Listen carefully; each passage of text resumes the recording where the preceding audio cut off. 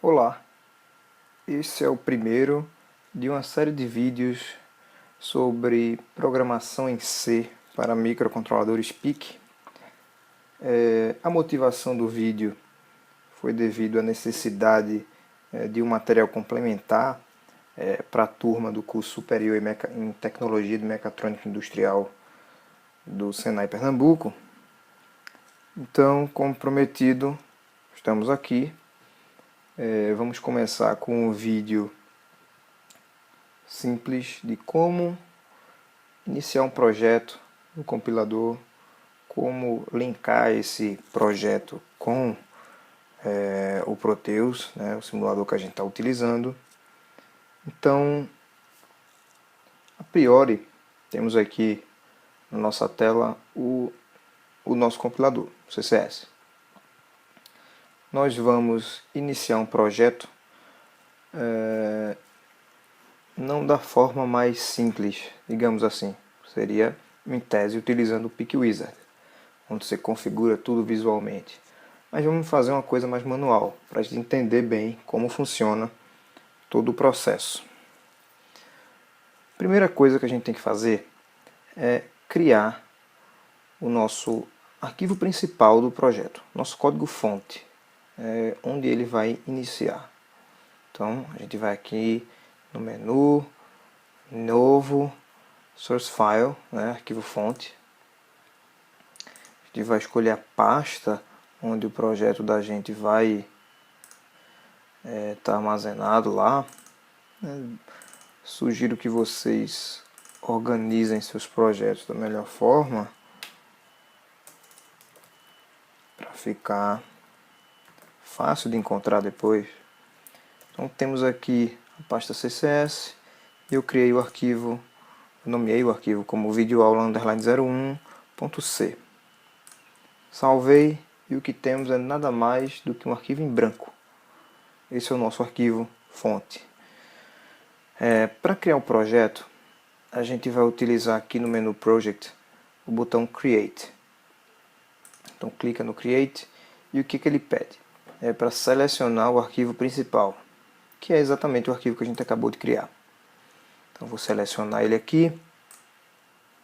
Ele vai me mostrar a janela de opções do projeto, né, com o arquivo fonte adicionado. Uma coisa interessante de se observar é aqui na opção Include Files, que duas pastas têm que estar incluídas aqui, que são a pasta Devices, da pasta de instalação do PIC, e a Drivers. É de lá que a gente pega alguns arquivos úteis para a gente programar, algumas bibliotecas, os arquivos de descrição do microcontrolador. Então, obrigatoriamente, a gente tem que ter essas duas pastas. O padrão é isso já está configurado, mas caso vocês tenham algum problema com o arquivo que a gente vai incluir do microcontrolador, dá uma observada nisso aqui. Então, simplesmente agora clica no Apply, esse botãozinho aqui embaixo, e pronto. O que teremos na nossa pasta do projeto, naquela pasta CCS, são dois arquivos. O arquivo C, que é esse primeiro aqui, e o arquivo PJT, que é o projeto. Representa o projeto da nossa IDE. Né? Após criação do projeto, a gente vai começar a codificar. Mas qual é o nosso problema?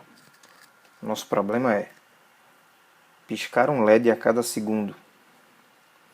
Então, primeira coisa eu vou mostrar como está no Proteus. Aqui a gente tem a tela do Proteus com um PIC 18F4550 adicionado, um LED e um resistor ligando o LED para o terra.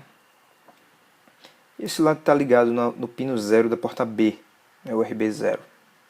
Pronto, tenho que fazer esse LED piscar. Para fazer esse LED piscar, eu vou ter que controlar esse bit. Então vamos iniciar nosso programa. A primeira coisa que a gente tem que fazer é definir algumas diretivas.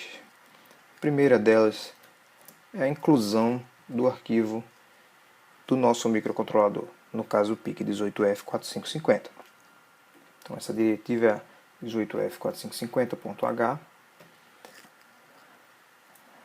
Ok. é o único arquivo que a gente vai incluir a priori. Depois disso, a gente vai definir alguns bits de configuração, né, os chamados fuses, né, que o microcontrolador, que o CCS utiliza. Então, o primeiro fuse é o WDT, que é o Watchdog Timer. É um temporizador que fica sendo incrementado lá, e quando ele chega ao final, o microcontrolador reseta. Isso serve para quê? Isso serve para proteger o nosso sistema de travamentos, ou seja, quando ele reseta, seu sistema volta e inicia novamente. Mas você precisa ficar informando de tempos em tempos que o sistema está funcionando, então você limpa essa contagem. Aí ele só vai entrar nesse caso se realmente der problema. Só que a gente não vai utilizar isso, então a gente define não utilizar o WDT. Outro fuse é o MCLR, que é o Master Clear Reset. O Master Clear Reset, se você utilizar, você pode criar, utilizando ele, um botão físico para resetar o microcontrolador através desse botão. Se você não for utilizar, coloca o No aqui atrás, No MCLR, ok? E por fim, o fuse, que vai indicar o tipo de oscilador que a gente vai utilizar. A gente viu em aulas anteriores que existem vários formatos. Um deles é utilizar o oscilador interno, no caso INT-RC, seleciona o oscilador interno. Na aula 3, se vocês voltarem lá no nosso material, vocês podem ver detalhes sobre esse INT-RC e outros detalhes sobre os outros osciladores. A última diretiva é a Use. Use Delay vai dizer qual clock que a gente vai utilizar para o microcontrolador.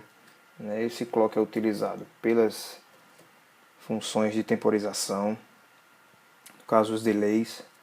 Eu estou escolhendo aqui um clock de 4 MHz do oscilador interno, como a gente definiu lá em cima no fuse.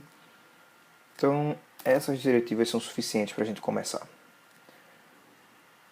Mais uma coisa que a gente precisa é criar a função principal do programa.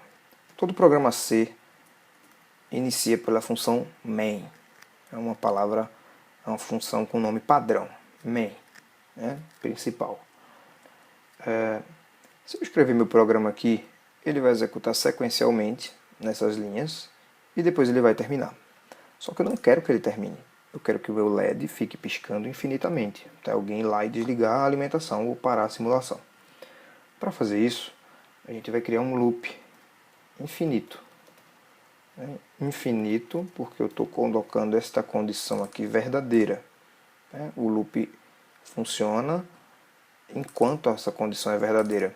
Se eu coloco true aqui, ela nunca vai mudar. Não tem como ela mudar. Então o loop vai ser infinito. Pronto. Nesse ponto é onde eu vou colocar toda a lógica para fazer o meu LED piscar. Algo muito simples. Primeira coisa que eu preciso fazer é setar o estado do LED para nível lógico alto. Primeira linha, a gente vai dizer para o pino B0 ficar em nível lógico alto. Então a função output high pega o pino que está entre parâmetro e joga para o nível lógico alto. No caso, vai sair VCC lá no pino RB0. Depois disso, eu vou aguardar algum tempo, no caso, 1 segundo. A função delayMS, ela cria uma temporização neste exato ponto do programa, um atraso. Quando eu digo 1000, são 1000 milissegundos, no caso, 1 segundo. Então ele vai criar um atraso de 1 segundo nesse ponto do programa. Então eu tenho que o LED vai ficar aceso, o pino B para nível lógico alto. Depois eu vou criar um atraso de 1 segundo. Em seguida, eu vou colocar o meu pino para nível lógico baixo, que seria desligar o LED. Ele joga para 0 volt lá esse pino. e temos o LED desligado agora. Só que, como esse programa fica em loop aqui, ele vem, executa esta linha, esta, depois volta aqui para cima e executa essa de novo. Essa transição é muito rápida, né? Alguns microsegundos. Então a gente não vai conseguir ver o LED apagado. Ele vai apagar e acender quase que instantaneamente. Então, para a gente enxergar isso, eu preciso criar mais um atraso aqui, onde eu mantenho o LED apagado também por 1 segundo. Então o LED acende, aguarda 1 segundo, apaga e aguarda 1 segundo e volta para o início do processo. Agora, se a gente compilar, a gente vai aqui em Compile, tem um botãozinho de Compile aqui, o atalho é F9, vou clicar, tem algumas informações sobre a memória utilizada, depois ele mostra se houveram erros, não temos erro nenhum no programa, e nenhum warning. O warning seria, por exemplo, uma variável que não foi utilizada, é um espaço utilizado sem necessidade. Depois de compilar, a gente pode ir na pasta e ver que foram criados diversos arquivos. O que a gente tem interesse desses arquivos é o .x, esse cara aqui. Vamos ver como é o .x aqui no bloco de notas. Então o que eu tenho são simplesmente números em formato hexadecimal. Esses números eles representam o que eu fiz no meu programa. Então, o que o microcontrolador entende é este arquivo compilado aqui, o arquivo hexadecimal. O Proteus também vai entender esse arquivo. Não posso colocar meu arquivo C lá, que ele não vai entender. Ok? O arquivo C é um arquivo de edição de código. Preciso sempre editar meu código e compilar para utilizar. Depois de compilar, eu também tenho aqui, vou marcar para ficar preso, aqui a janela, eu também tenho que o meu arquivo 18F4550.h passou a ser exibido aqui. É lá, nesse arquivo, onde eu tenho a definição dessa variável. Porque eu não defini isso aqui no meu código. De onde surgiu isso? Isso aqui está definido por este arquivo. Eu abri ele aqui. Então, se eu rolar o scroll aqui, a gente tem a definição de todos os pinos. Como este microcontrolador específico compreende os pinos. Então, é essencial que a gente defina corretamente qual é o chip que a gente vai utilizar aqui em cima no include.